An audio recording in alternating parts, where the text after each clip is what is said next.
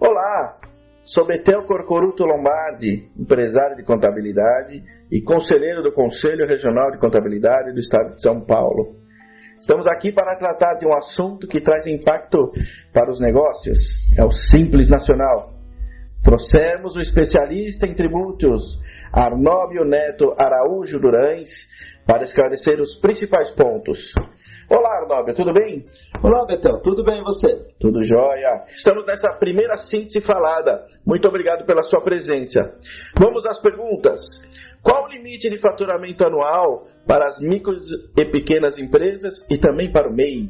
Muito bem, Betel, um tema bastante importante, bastante interessante, né? O MEI, basicamente, nós temos aí, né, um limite atual em torno aí de R$60 mil ano, né, o microempresário individual, né, então R$60 mil, porém a partir de 1º de janeiro de 2018, esse limite será aumentado, passará para R$81 mil por ano, né? Muito bom. E para as micros e pequenas empresas? Pois é, para as micro e pequenas empresas, nós temos aí, na atualidade, Betel, nós temos aí 360 mil de faturamento anual para as micro e pequenas empresas, né? Para as PME, basicamente vai de 360.001 até 3 milhões e 600. Também um bom limite, né? Porém, esse limite será aumentado também a partir do próximo ano, né? No próximo ano nós teremos novidades aí também, Betel. Muito bem. Então, a empresa optante pelo Simples Nacional em 2017, que exceder a receita bruta de 3 milhões e 600 mil reais, continuará nesse regime tributário? Uma boa pergunta, Betel, boa pergunta, porque assim, na atualidade, como nós afirmamos, está em torno de 3 milhões e 600, em torno não, é 3 milhões e 600, né? Irá passar para 4 milhões e 800 a partir de 1º de janeiro de 2018.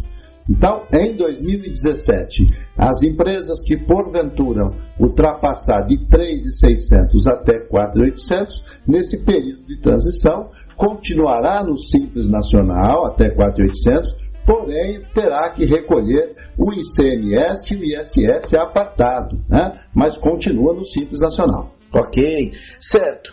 E qual será o procedimento no caso da empresa exceder o limite de faturamento em 2017?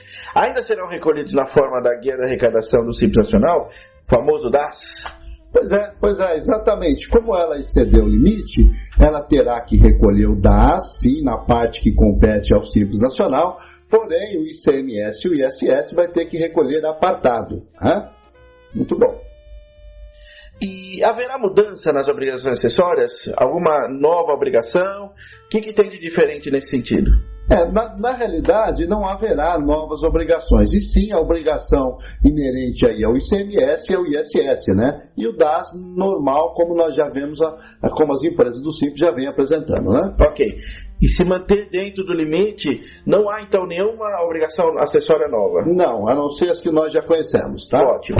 E com isso, quantas tabelas agora e faixas de alíquota teremos nessa nova legislação? Como é que ficou as tão conhecidas e famosas tabelas do Simples Nacional? Muito boa pergunta, Betel, muito boa. Ou seja, exatamente isso que é o grande diferencial da nova legislação, né? A Lei Complementar 155 nos trouxe aí grandes novidades que irão vigorar a partir de 1º de janeiro de 2018.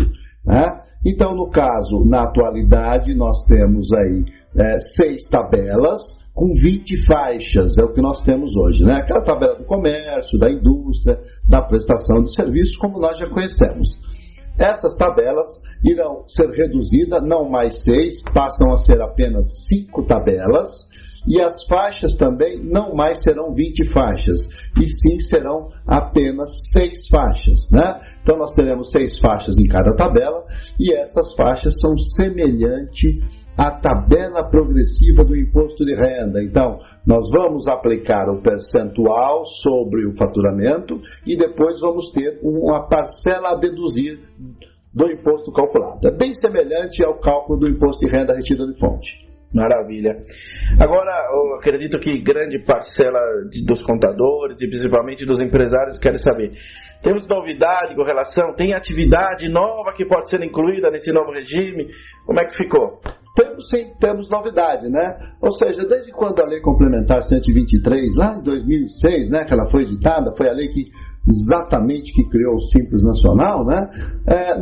No primeiro momento, nós não tivemos todas as categorias que nós temos hoje que poderiam adentrar no Simples, né? Então, paulatinamente, ao longo desses 10 anos, várias categorias foram adentrando aí no sistema Simples Nacional, né? E agora também com a lei complementar, ela também irá facultar o direito a pequenos produtores de bebidas alcoólicas também vão poder entrar no Simples, como por exemplo as cervejarias, as vinícolas, licores e destilarias. Também vão poder passar a ser Simples a partir de 2018. E agora, em relação ao pessoal endividado, né? Como é que ficará? Ou se temos novidade com relação ao parcelamento do que tiver em aberto? Pois é, a lei também foi branda nesse sentido, né? Ou seja, ela abriu a possibilidade do parcelamento, como essa lei complementar de novembro de 2016, né? Nós já estamos aí basicamente há 6, 7 meses na lei, ela abriu o parcelamento sim, e com um prazo bem favorecido, foi até 120 meses, né?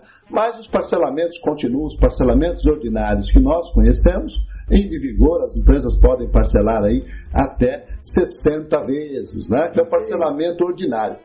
Agora, no caso do MEI, também nós tivemos novidades com relação a esse parcelamento, que também saiu parcelamento para o MEI, né? Por incrível que pareça, isso demonstra a dificuldade dos nossos empresários, né?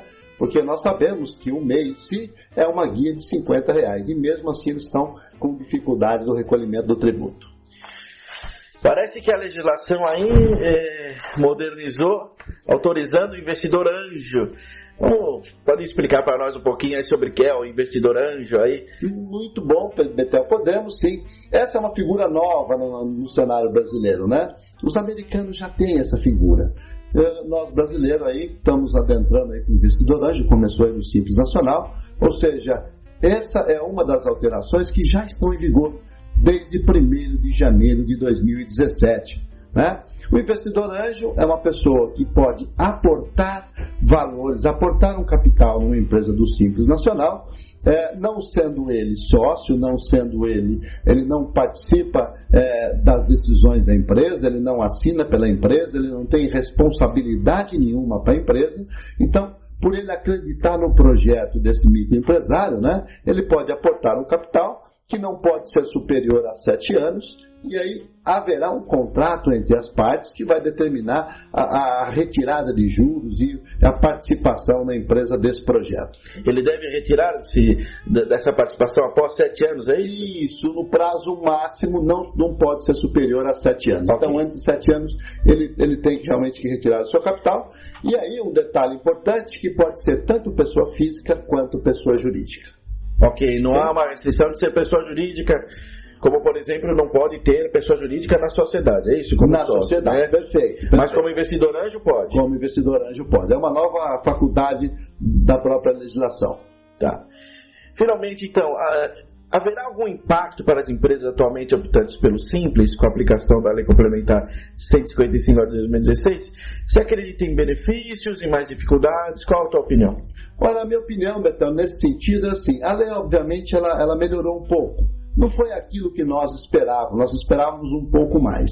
Mas foi um percentual interessante, passando para 4 milhões e 800, então o benefício é bem superior, né, às dificuldades apresentadas pela lei.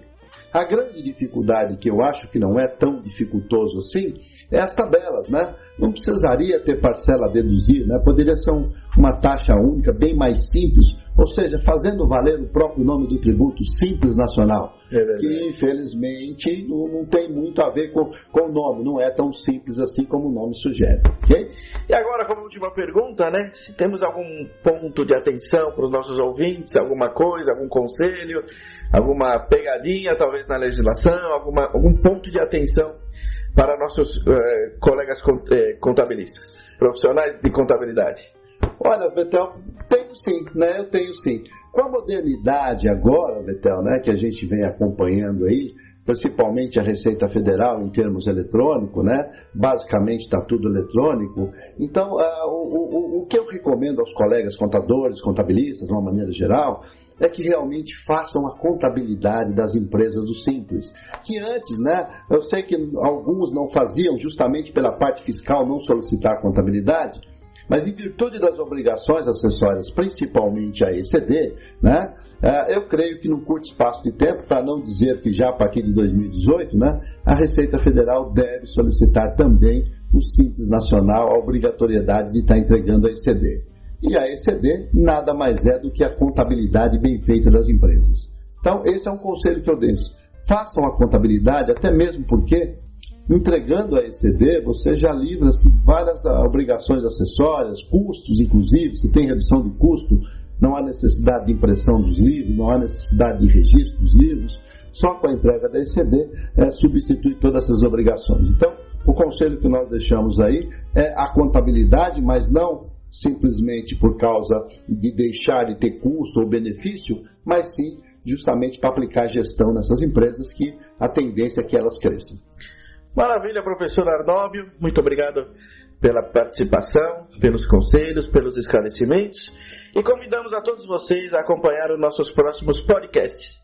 Muito obrigado, até lá, um grande abraço.